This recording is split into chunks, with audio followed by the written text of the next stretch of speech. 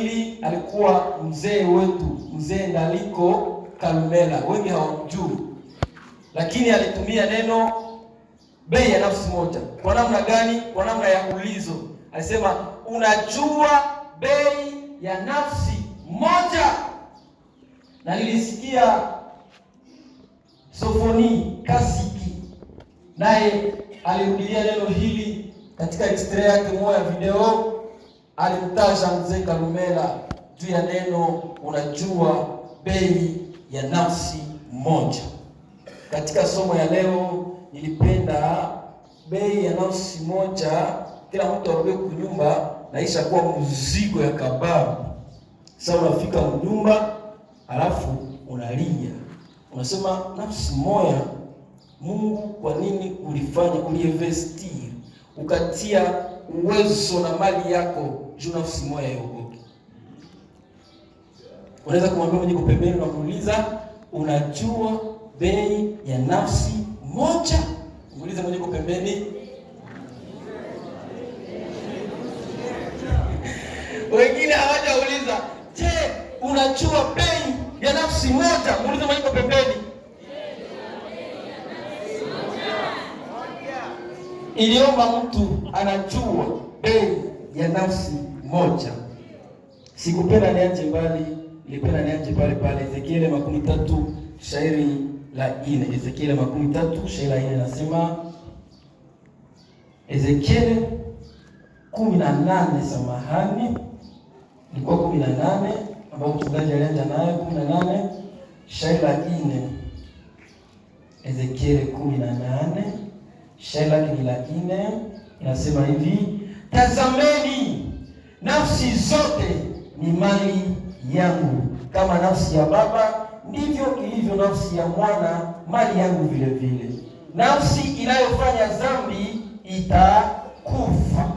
Mungu tu anatangaza, anasema tazameni, nafsi ngapi? Nafsi zote ni mali yangu.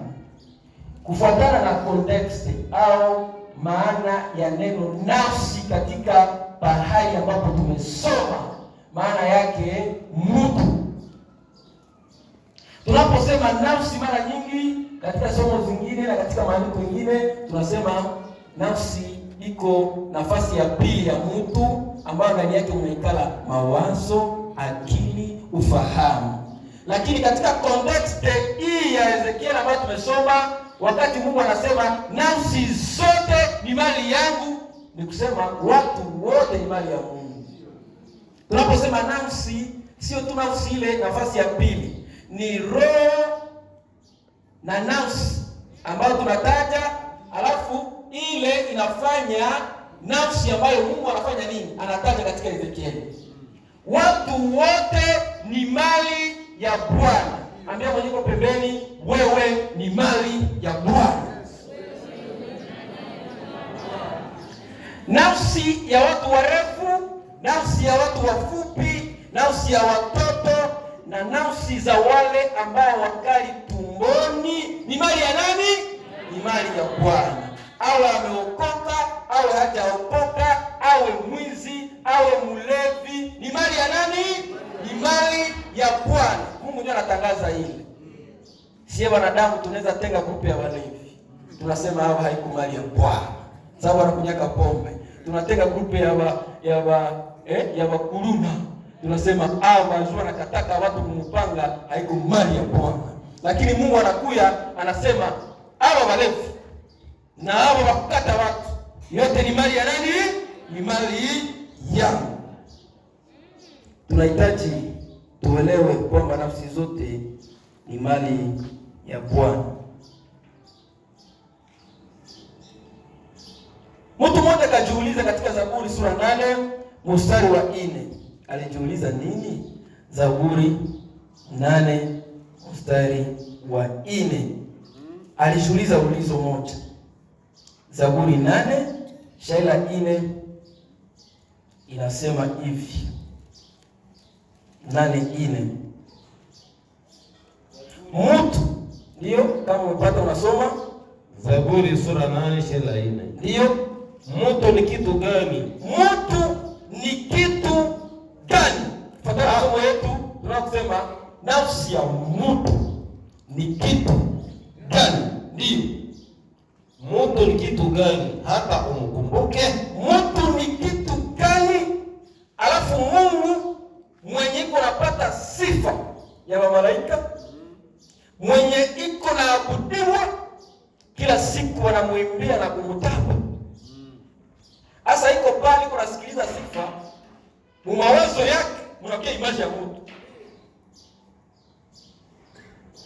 Huyo akasema mtu ni kitu gani hata umkumbuke? Haiko tu kumkumbuka, tuelewe. Na mwana wa watu hata umwangalie. Asa wakati unakumbuka mtu, unaangalia mtoto wako, unasema huyu mtoto huyu Yesu ilifaa nimchinje juu ya huyu mtu. Mwingine kajiuliza ile ulizo, alikuwa Yobu, atamsoma katika Yobu 15:14, Yobu 7:17, alisema mtu iko nini mawazo yako ipate kumkumbuka. Ilisema hivi, dunia iko naendelea, na katika maendeleo ya dunia watu wameanza fahamu mtu iko nani. Nilileta watu fulani ambao wamefahamu kama mtu iko nani. Mtu wa kwanza ambaye ameenda kupatia mtu nafasi yake iko serikali. Serikali tukiingia ndani utakutana wanasema droit de l'homme. Droit de l'homme, haki ya mtu. Sasa kama wanakudharau, wanakuonea, serikali itakuwa inasema droit de l'homme, mpatie haki yake. Kama Kisekedi halipolaliwa, watasema droit de l'homme, sababu wanataka kudharau. Droit de l'homme. Wanakumbuka na wengine nafasi wanasema droit de l'enfant. Droit de l'enfant. Ukalumiza huyo mtoto, mserikali mko kikundi wanahusika juu ya droit de l'enfant. Wanasema alivunja mtoto. Na bamuyomba wa familia wanakuja wanasema kuku iko hapo. Juu alivunja mtoto. Droit de l'enfant. Na wengine wanasema droit de la femme. Droit de la femme. Haki ya mwanamke. Hawezi dharau mwanamke, hawezi onea mwanamke. Droit de la femme itasimama. Wanasema ushaonea mwanamke. Na leo mwanamke liko nakuwa na nguvu dunia ya sasa. Leo iko nakuwa ministry sababu wanataka egalize nafsi. Wanasema hii nafsi hata kama ni mwanamke, mimi iko na heshima yake.